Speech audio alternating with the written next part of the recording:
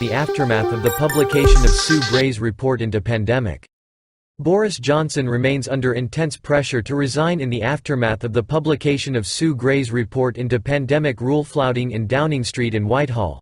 The Partygate scandal continuing to dog his every step despite his vain insistence that the country must move on.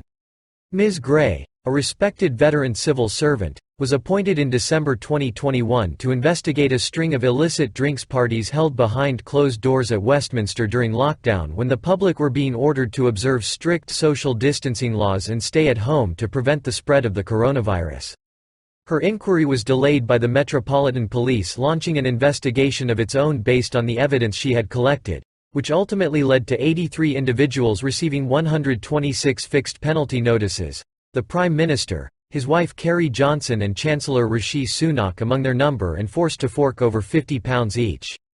That development, meaning Mr. Johnson had broken the law in office, revived calls for his resignation after he appeared to have weathered the worst of the storm of indignation that threatened to topple him in December and January, a period when fresh stories about the scandal appeared almost daily in the press carrying anecdotes about wine fridges, BYOB, garden parties and Christmas quizzes, infuriating members of the public who had been denied the opportunity to spend time with sick or dying loved ones out of respect for the laws this same government had imposed to keep COVID-19 at bay.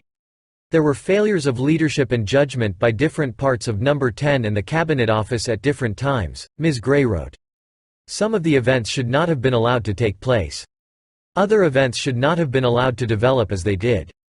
While Mr. Johnson might have hoped his subsequent apology would draw a line under matters, he must still appear before the Commons Privileges Committee to answer questions about whether he knowingly misled Parliament about Partygate, having regularly denied holding any prior knowledge about what went on.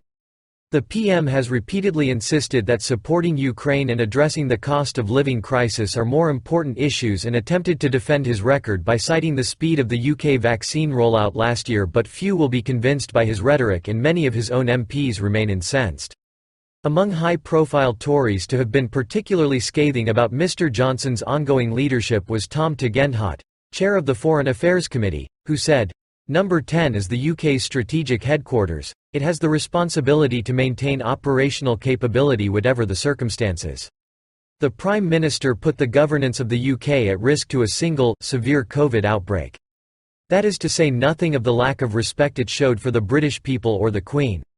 Another veteran MP, who spoke to The Independent on condition of anonymity, said, "At the moment there is no obvious alternative leader for people to coalesce around, and I think Boris will probably survive the confidence vote." Please subscribe on my channel and leave a like, thank you.